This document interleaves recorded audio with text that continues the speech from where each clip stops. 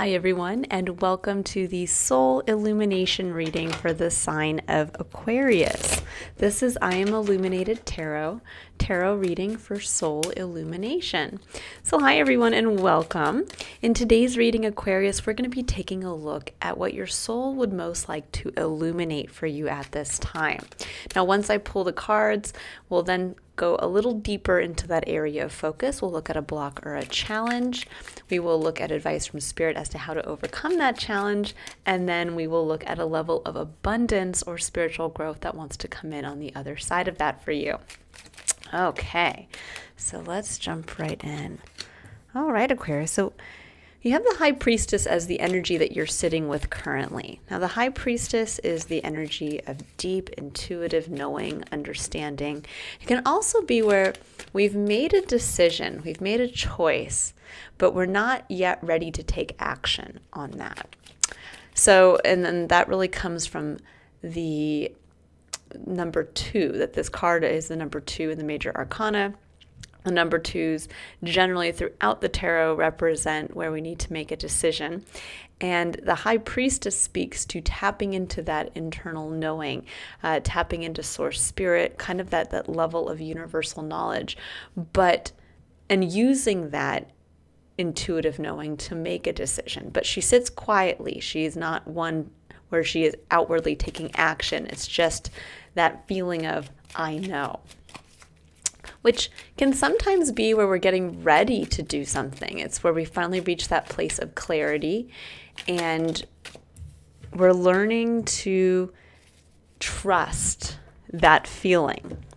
Okay, so what your soul is most illuminating for you at this time, Aquarius, is temperance, which is very much appropriate for this time period because we are currently in Sagittarius season as I film this, and temperance is a card of Sagittarian energy. Now, temperance speaks to a few things. It can speak to divine timing. It can speak to freedom through change, so meaning that there is something in your life experience, maybe 2 aspects of your life that you can blend together in a slightly different way to alchemize. When we think of alchemy really is when it's a magical quality to our experience that we can literally take 2 different elements and alchemize them into its own unique element or its own unique material.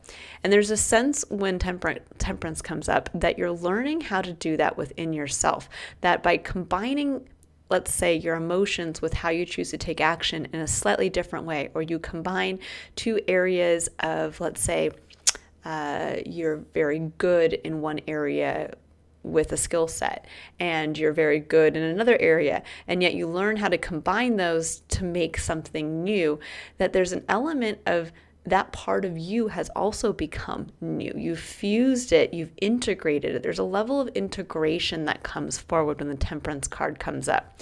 It does also speak to moderation and really kind of getting to that place where there are no extremes in your life as well. But I do feel here with this, just intuitively on this level of focus, there's that sense of alchemizing something within yourself, with 2 aspects of the self, alchemizing them into one new version of the self. And there is that element of, yes, there is a change that needs to take place, but it's a freeing change. And I think for many of you, there's this deep intuitive understanding of what that is and what that means for you. We'll dive a little deeper into that area of focus in a second, but we'll look at your underlying energy. So your main underlying energy is the Hermit, underscored by the Page of Pentacles and the Lovers. Now, the Hermit energy in general is where we are in a place of solitude. We're going within. We are looking to find our magic, reconnect with our soul. It can be one where we've kind of separated ourselves from others, but it can also be where we're simply just allowing ourselves to have that moment where we are truly giving ourselves that undivided attention of what is it within me that I uniquely shine out into the world. And with the Page of Pentacles and the Lovers, there seems to be, For some of you, there might have been an offering recently. The Lovers can speak to obviously a romantic partnership. It can speak to making decisions in love. And this could be where someone with the Page of Pentacles has made a decision in love. This could actually represent an engagement, which would be the Page of Pentacles, kind of offering up a little something tangible in reference to the larger tree or the larger thing that this little pentacle could grow into. The Page of Pentacles can also be seen as a messenger. So this could be where someone is coming to you to say, I love you and I'd like to move in with you. It can be that kind of message, that kind of offering. And so there's something here for some of you that there is someone or something in your life that it's almost like there is an offering of love coming from someone or something that you love. And it sent you into this reflective energy. It's pushed you into this place of really going within. Now, this could be for some of you that, yes, maybe someone did propose to you, or they did offer you, like, let's move in together, or let's get married, and suddenly now there's that sense of going within. And there is that knowing. There could be that knowing for some of you that, yes, this is the one, this is the time, or this is what I really want. It could actually show you something about yourself. This could also be where for some of you, if it's not, let's say, pertaining specifically to a romantic interest, this could be choosing what you love and going out there into the world with the Page of Pentacles and offering that out to the world. So that could be something like you've discovered a hobby or a passion project that you're deeply invested in. And there's that realization of, I love this. I love doing this. I want to share this with the world. And there can be that sense of kind of going out there and saying, okay, what can I do with this? I'm going to tell everybody that this is something I love to do. And it may be showing you what you uniquely shine out into the world. And with Temperance, there could be something here where that this is the time. The timing is now to act on what you love, make decisions based on what you love, and really focus on, again, that light that you shine in the world, because that light, I feel, is a part of the alchemized version of yourself. So we'll get a little deeper into that after I pull some additional cards here. Let's see. Now, the Lovers, too, just to keep in mind, can denote choices as well. So there's a couple cards here that really speak to making choices. It harnesses the energy of the number 6, which is about love. It's about what we can create in the physical when we come from the energy of love. Okay, so we have the Queen of Swords right off the bat. Now, this is your main point of challenge. The Queen of Swords energy can be one where we really understand our story. We're able to speak to what we've gone through, very interesting here. Okay, so we have Temperance again at the heart of your reading. That's your advice from Spirit. So the area of focus here is really that bringing two aspects of your life into alignment. That's what I'm hearing. Bringing two aspects of your life into alignment, catalyzing that, integrating it to the point where now you are something new. And again, I like to reiterate as well, with that number 14 coming in there, reducing to the number 5, there's that feeling of freedom through change, and that change is the new catalyzed version of yourself. Now, for those of you who might have a Capricorn in your life, or you're dealing with a Capricorn energy, or you have Capricorn as a strong birth chart placement, I have the King of Cups here, and that came out in the exact same position as it did for the Capricorn reading, which I did yesterday. So for those of you who are dealing with a Capricorn or have a strong Capricorn placement, I would definitely recommend watching their reading. The Queen of Swords also made an appearance in their reading. But the Queen of Swords here, I have very much the feeling for many of you that that's you. And then we have King of Pentacles at the end. Okay. And then Seven of Wands as your secondary underlying energy. All right, let's get into this. So Queen of Swords. Queen of Swords, as I was saying, is the energy of really being able to speak to your personal story. This is the being able to say, this is what I've gone through. These are the lessons I've learned. This is what I've survived. Now, the problem is with the Queen of Swords, sometimes she can get a little jaded, meaning that and we can all get to this place, right? Where we've told a story for so long about ourselves that we don't realize we've changed. We don't realize that that story no longer applies. So for instance, this could be where maybe you went through a really difficult time. Let's say right out of school, you started working in a job, and for 10 years, you just went from one job to another, one horrible experience to another horrible experience to another horrible experience.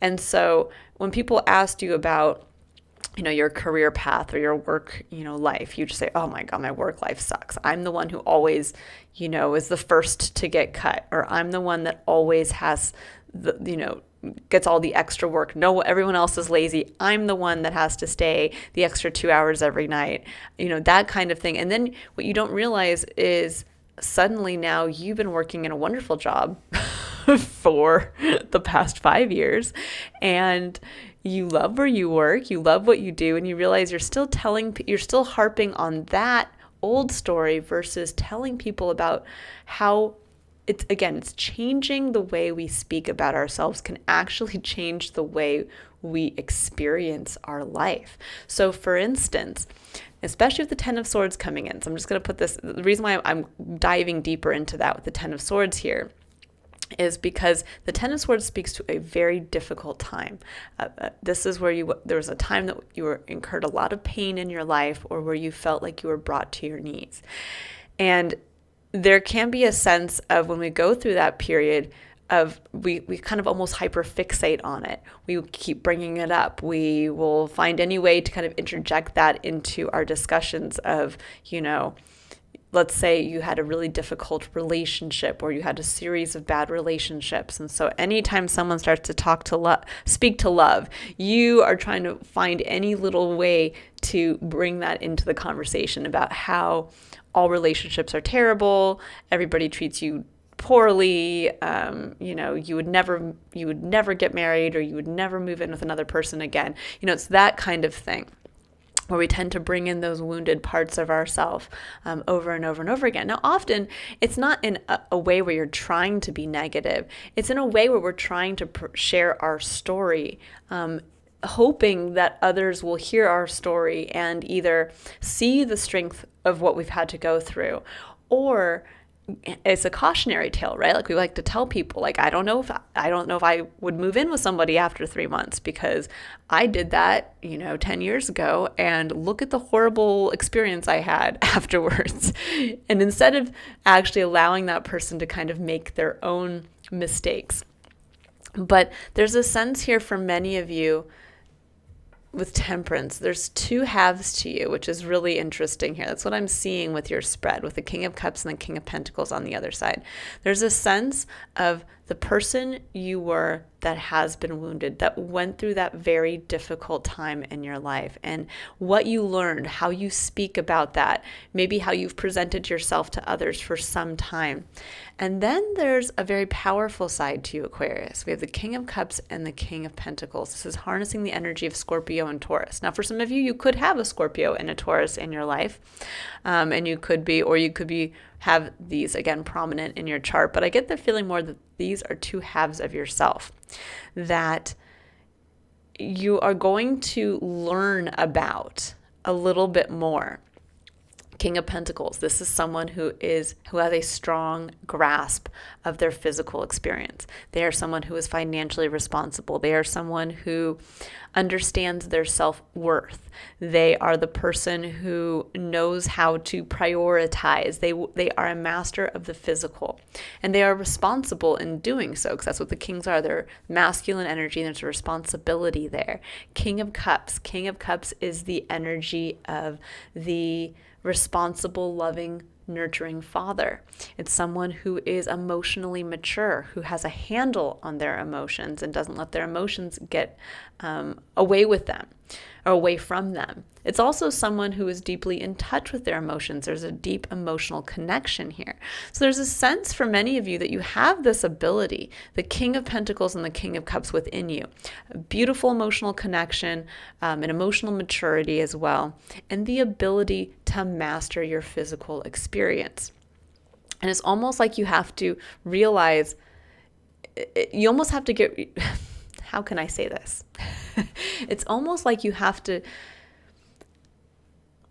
whether you're speaking it out loud to others or whether you are just internally sharing it with yourself. We can sometimes just in our own minds, we tell ourselves, yeah, I know my story, or yeah, I'm always this way, or yeah, that kind of thing. There's a sense of this story has to alchemize into something new. It's almost like it has that freedom through change, right? It's almost like this version of yourself now gets to be released by stepping into this more empowered and self-responsible energy. Again, King of Cups. So this is someone who is aware of their emotions and is emotionally mature. So there's no flying off the handle. There's no emotional outbursts. There's just a deep intuitive knowing. King of Pentacles. Again, someone who has mastered their physical experience, but someone who is also able to again, know what they value, know their own self-value, and be able to wield that in their life experience to gain what they would like. For some of you, this could very well be with the King of Cups coming in. This can sometimes be seen as a spiritual advisor. So for anyone who is looking maybe to go out on their own, to make money from getting into a position like that. This could be if you're wanting to start your own tarot business, or you want to be a spiritual coach or something along those lines. I mean, it could even be a psychologist. Although sometimes that's more King of, more your energy, Aquarius, more King of Swords. But there's a sense here of, this could be an unconditionally loving parent as well. So for some of you, you're being pushed right now to grow into this energy. This is where there's growth waiting for you to learn how to master what you value and what value you have in the world, either through getting into some type of spiritual practice, or for some of you, it could be actually stepping into the more more masculine, let's put masculine energy of a parent. That could also be coming through here for you. And it's almost like you have to let go of this wounded part of yourself and the story that's associated with it, and it's never going to be gone, right? We can't just let go of a part of ourselves and never think about it or speak to it again.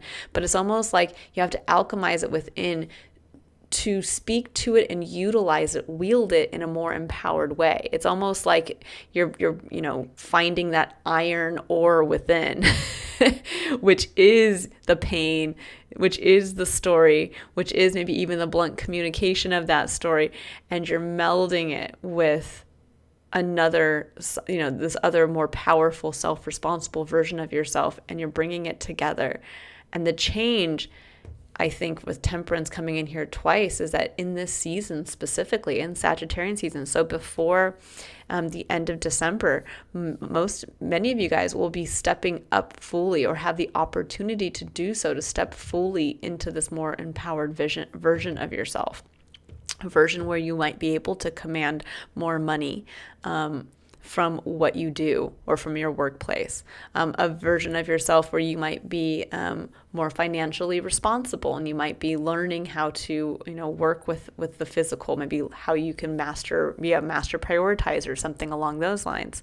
And for some of you, you could also be stepping into the time is now to really be able to understand your emotions, how to wield them, and possibly how to step into a more spiritually, I'd say, focused either profession or side to your life experience. If this involves truly a relationship, this could be where you're stepping up into that relationship coming from that place of emotional maturity, coming from that place of deep connection. When we think of Scorpio, that's what the King of Cups is, going deep into those emotions. Now, Seven of Wands as your secondary energy or secondary underlying energy, that is the energy of defending your position. That's the energy of saying, I'm choosing to take action and I'm holding my stance. And that could be where, again, many of you have, you might have been presented with an offer. You might have been presented with something. And there's a sense that you've been kind of going within, really looking at what you have to offer. What is that dream that kind of lies within that you have the ability to shine your light towards so that you can start to work towards that? I get the feeling, though, that many of you, again, you've made the decision to do something, to take action, even though you kind of been sitting in this, self-reflective energy. You've made the decision. Your heart has chosen. Your intuition has chosen. And now you're looking to defend where and how you're going to take action based on that.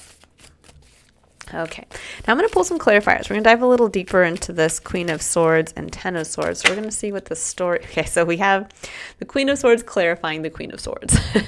We can't get more clear than that. So yes, this is about your story and how you tell your story and how can you start to tell your story from a different perspective, or open yourself up to hearing the story of others as well. There can be a sense of that. There can also be a looking at, again, how you communicate. Yeah, we have with the Knight of Swords here as well. There's a sense here of, for many of you, you're facing a part of yourself where there has been a lot of blunt communication. This might be where you, again, really look at, how are you speaking? This came up in Aries reading as well. This element of how you communicate about yourself. So this could be the energy with the Queen of Swords and the Knight of Swords, where someone just, again, this would be like somebody coming into the conversation where you're talking about how you and your boyfriend just got engaged, and somebody comes in and says, engagements are stupid, marriage sucks, and then walks out of the room, and you're like, what? What just happened? And that's the energy of the Queen of Swords and the Knight of Swords. It's someone who very bluntly shares their truth or shares their perspective of their truth. And they just kind of cut and run. They don't want to have a discussion. They don't want to go a little deeper. They're just strictly like, this is the way it is, and blah. And so there is a sense here for many of you, I think, of looking at where maybe you've communicated in that way, or where others have communicated to you as well that maybe have shut you down from, speaking more, I'd say, openly or vulnerably about yourself. But I do get the feeling for most of you, this is just about looking at how you communicate. Now, with the Ten of Swords, we have the Knight of Wands, which is interesting, more Sagittarian energy, and the World. There's a sense here, I think, for many of you where the Knight of Wands really speaks to freedom. There's a sense of the individual who's able to go out there and just do what feels good. And for some of you, you might have been in that energy, or there's been a sense with the Ten of Swords that maybe you haven't felt free for a long time, or that for a few of you, this could actually be where this part of yourself was repressed, where when with the World coming in, there's an end to this cycle. There's an end to a part of yourself that hasn't felt free, a part of yourself that hasn't felt like it can go on the adventure, or that it can go out there and just kind of try new things. It can also be for some of you where a pattern of behavior, which the Knight of Wands could be, this is a pattern of not committing to something. This could be the person who kind of just jumps from job to job to job, or from hobby to hobby to hobby, or from person to person to person. And there could be a sense here of there might be a change happening for you. There's a kind of a level of knowing and commitment. With the Lovers and the Page of Pentacles, this could be where someone proposes to you or says, hey, let's move in together, and suddenly it's causing you to realize, like, oh my gosh, I've been the one who hasn't wanted to commit in relationships in the past, but in my heart I love this person, and I do want to commit to them. But it's showing you now, I think maybe where in the past you might have, out of defense, just told this person, like, absolutely not. Like, I'm never going to move in with somebody. I'm not going to give up my independence.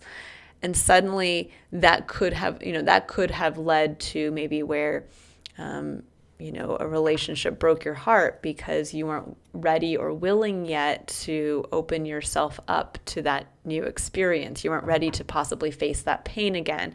And so there's a sense here for some of you, so this can be one or the other, that for some of you it's been a long time, and since you felt free, and this adventurous part of yourself is ready to go out there, and the only way it can be freed is by learning how to tell your story in a new way and really releasing that pain of the past, or by looking at how through your own verbal communications and how you've shared with others about your experience coming from a pain-based place, how you have not committed to something or somebody because of that. Again, this can be where, even in a work environment, this could be where someone, your boss comes in and says, I need you to work extra overtime. And because in your last place of work, you were the one that had to do everything and you got burned out, you snap at your boss and you say, well, why am I the one who always has to do everything? And then at that point, it creates a negative experience for for you at work. And then you have to jump ship and go someplace else. So there can be kind of a little bit of a self-fulfilling kind of cycle going on here. Then temperance comes in and says, you get to temper yourself.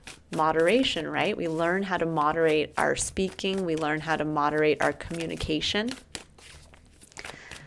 And often how we moderate our communication style is through getting deeply in touch with our emotions. Yes, and there we go. We have the Ace of Swords and the Ace of Cups and the Two of Swords. There's almost a sense of the Two of Swords and the Ace of Cups speaks to, do I commit to new love or not? Do I commit to this fresh start? Is fresh possible spiritual reconnection to the self even? And I think for many of you, there's this kind of like, you're afraid to commit to love, or you're afraid to commit to something that you love, to this new start. And I feel like the only way you're going to be able to move through this is through love, is through accepting that. Through accepting the cup that is being offered to you right now, which is that emotional connection, which is connecting to the heart.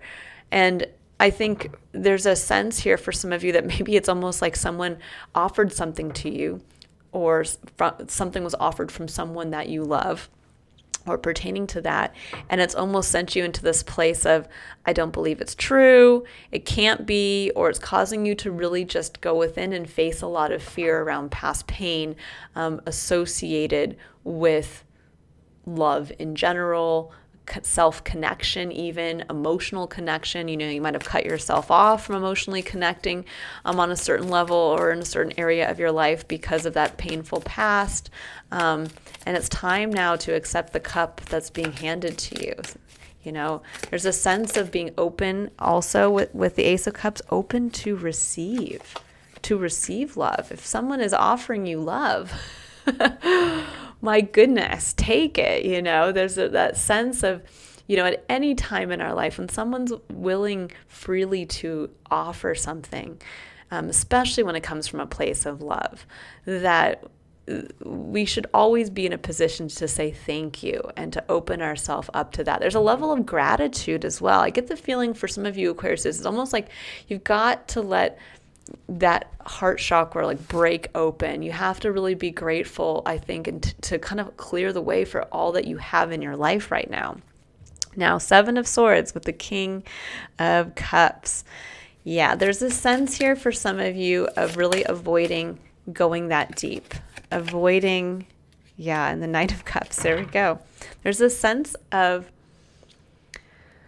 I think, avoiding avoiding wanting to connect on that level with your emotions. And Capricorn got a very similar message. So now for some of you, this could also be, if this actually is a person in your life, this could be where you're avoiding opening up to this person. Like if there is a Scorpio in your life, or there is a person that represents kind of the loving paternal father archetype, there can be a sense here of kind of either running away from that responsibility yourself, or you are avoiding connecting with that person in your life on a deep level. And from a place, the Knight of Cups is the energy of the hopeful romantic. This is the person who has the rose-colored glasses on, is optimistic, is looking to go on that emotional adventure.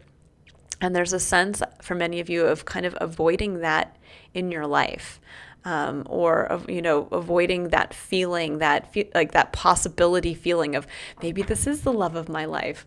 Maybe we could move in together. Maybe this job will be the passion of my life. There's a sense of that. There's like almost like, but not wanting to commit. That either there's a self-sabotaging thing happening here, or you are, again, not wanting to step into that role for yourself, or you are avoiding a person in your life who represents this energy, and it's almost like you're avoiding it because you don't want to go there. It might be painful to step into that place again where you're hopefully optimistic. And then with the King of Pentacles, we have the Nine of Coins. That speaks to a lot of financial independence. It can speak to enjoying the fruits of your labor. It's a very positive card. And I think for many of you, there's that sense of, really, again, there's that gratitude for what you have, gratitude of enjoyment of what you have. The Nine of Coins can sometimes speak, we'll see what else wants to come up with it, but it can sometimes speak to getting into a comfort zone where it's like, yeah, everything's great, I have just enough and I can really enjoy my life, but it's now become the gilded cage because there's still one pentacle to go before you get to the Ten of Pentacles, which is our ultimate legacy fulfilled. That is the home, the family, the passion project. It's all those things we want to experience in the physical rolled into one. And there's that sense of, we can sometimes stop ourselves shy of going for that. And the Ten of Cups here, I love it. Beautiful. And Ten of Cups is the happy family card. This is a heart's fulfillment achieved. And I think for many of you, there's a sense of a heart's fulfillment and happy family rolled into financial independence, those two things kind of together. And I think for many of you, either A, this is already happening in your life and you're kind of like not wanting to, you're almost like pushing. And I got a little bit of this with Capricorn too. It's almost like, can you just allow yourself to be grateful and accept it? But oh my gosh, look at this. 7 of Wands again.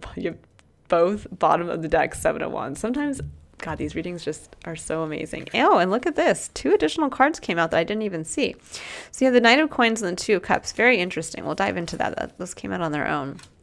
So 10 of Cups and 9 of Coins, 9 of Pentacles, such positive, beautiful energy. But there's a sense here of really realizing that I think for many of you Aquarians, you have really focused on the physical, maybe overly focused on money. And there's a sense of the realization with the 10 of Cups coming in here that the true wealth we have in life is our emotional abundance. It is the love that we can have and receive with others. And it is that transaction, that decision to accept the Ace of Cups that leads to the 10 of Cups, that leads to emotional abundance, that leads to an abundance of love, abundance of support in your life, of whatever that heart's fulfillment calls to. And I think there's a beautiful sense of realizing that yes, it's great to enjoy the fruits of our labor, but ultimate legacy is maybe not the 10 of Pentacles, it's the 10 of Cups. It's the feeling associated with achieving in the physical. And you can only get to that place by tapping into your emotions and allowing that to become a part of your life experience.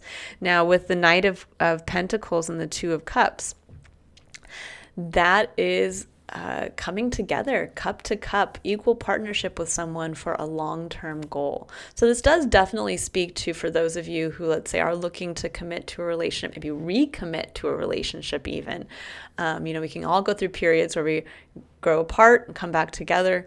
There could be a new plan, a new future, a new long-term goal, and that's based off of the Page of Pentacles. There's a sense here for some of you as well of not wanting to come together with someone else to commit to a further growth period in your life, to commit to working with someone. The Knight of Pentacles is an energy of Virgo, so you could also have a Virgo in your chart. It could be a Virgo in your life that is also someone that you want to plan with. But there's that sense of committing, whether this is a new business plan around a passion project, whether this is with a romantic partner in your life. There's definitely a sense of committing to a new long-term vision for yourself and doing it step by step, but with someone equally, cup to cup. This is like saying, do I take my cup or not? Yes, accept that cup of love. Accept that cup of love, Aquarius.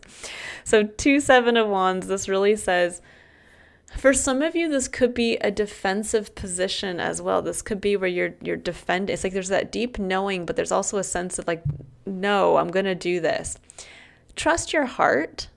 Defend your choice to take action as long as it is coming from a connection to your heart, as long as it is through the acceptance of this cup, whatever that represents for you, whether this is new love, reconnection in love, a soul reconnection through choosing to do what you love. Beautiful energy, Aquarius. It's like it's all waiting for you here. But there's a level of self-responsibility as well that is coming through. It says it's time for you to be responsible to how you communicate. It's time for you to be responsible. There's a level of commitment that's coming through here very much. And there's a level of responsibility to the self, to commit to your own heart.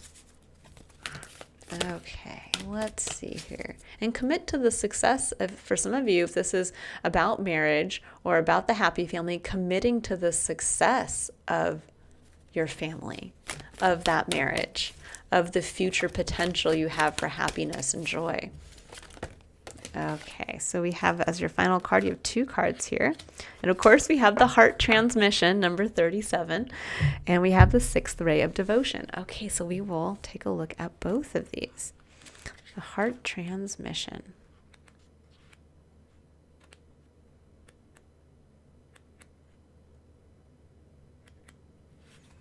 It says, okay, your heart is capable not only of giving and receiving love, but of connecting you to a great network of beings that resonate in the highest frequencies of divine love.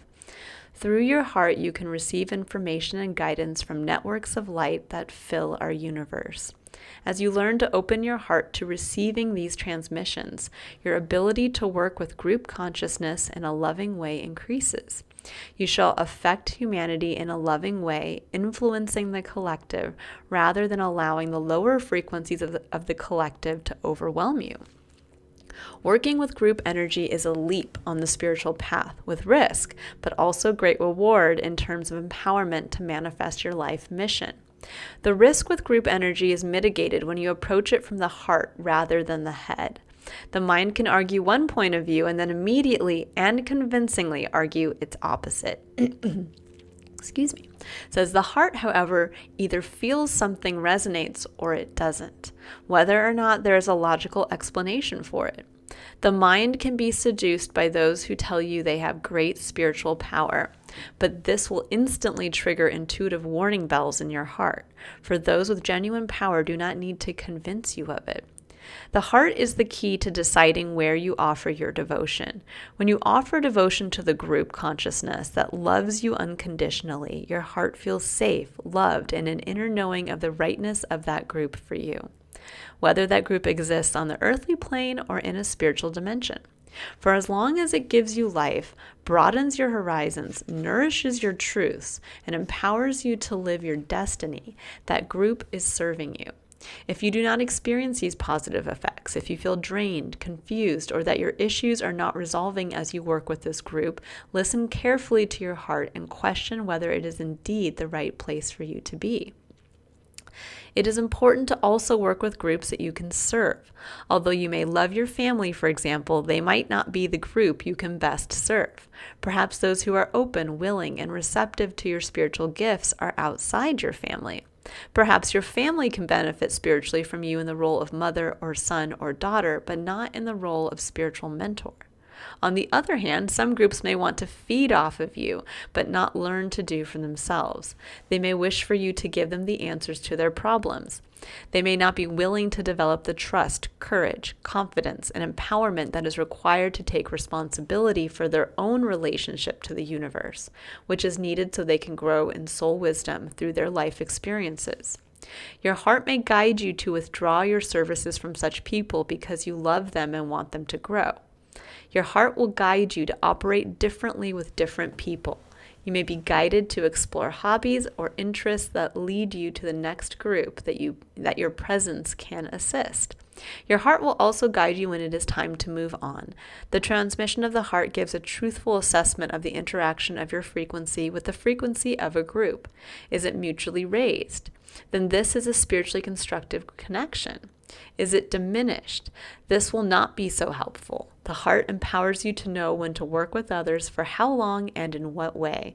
Trust it. The more you do, the more groups which can bring great benefit to you and to the planet can enter into your world. And then we have number 43, sixth ray of devotion. And it says, the sixth ray of devotion bestows the qualities of persistence, unwavering focus, and intensity of feeling. It is a gift of the strength to move mountains with your will for what you love. When the sixth ray of devotion appears, you are being given guidance that even if you do not seem to have much worldly power now, the power of your beliefs can conquer obstacles. The Archangel Uriel helps you receive the blessings of the sixth ray now. I love this. You can move mountains with love. There's a real sense here of getting into that power of love. It says you are receiving a blessing of the sixth ray of devotion. It is serving your soul growth and will help you develop faith in your principles and trust in the power of your beliefs. You'll be able to recognize and appreciate the extraordinary strength within you and realize that you have enough willpower to keep working towards your dream, overcoming any obstacle until you are divinely successful. The sixth ray reminds you of the power of love, which can conquer anything and everything. Love is an empowering, motivating force far stronger than fear. Love is the foundation of authentic spiritual devotion. Devotion to the divine empowers us to bear burdens, overcome obstacles, and manifest all manner of beautiful visions in a world that may at first assure us that our dream is not possible. The sixth ray blesses you with spiritual stubbornness and sacred rebellion against any odds. The challenge with the sixth ray is to not become so anchored in your beliefs that you become fanatical, judging others because their beliefs are different. You can be unwavering in your adherence to your belief system and yet honor the fact that there are as many paths to divine union as there are people, that the ways the universe calls you home to love are unlimited. If you do not honor this, you may try to pull people from their own path, which can create unnecessary struggle for them and unnecessary karma for you. The best way to honor the blessing and minimize the challenge of this ray is to share your truth with an open heart and an open mind. Share without agenda. For those working with this energy, the power of mind and emotions will come into focus. You may need to channel your emotional and mental power into worthy projects or practice balancing your intensity with lightness of heart and playfulness so you don't become harsh or despairing if things appear not to be working out the way you believe they should. Then your faith can remind you love always finds a way. When Archangel Uriel connects with you, a tremendous power, the power of earth, is brought to your aid. Uriel brings healing energy and an ability to cause real effect in the physical world with your mental and emotional power. Remember, you are here to shine your light. Others can choose to use your light to see by until they are ready to discover their own inner light or not. It is not anything you need to worry about. Simply live your truth, trust in your heartfelt beliefs, and devote yourself to love. Finally, as the sixth ray has a special connection to religion and love, you are asked to hold the healing power of love in your heart for all those who are evolving through a life experience involving religious practice. This can help counterbalance the judgment and fear that exists in the hearts of many towards religions that are not their own or that have been the vehicle through which abuse of has taken place. Religion on this planet at this time needs love, support, and encouragement to evolve, heal, and grow into whatever way ultimately serves divine love. And I love this. I love that as the end here reading, Aquarius. I will leave it there. Trust in your heart. Don't be afraid to intimately connect with others.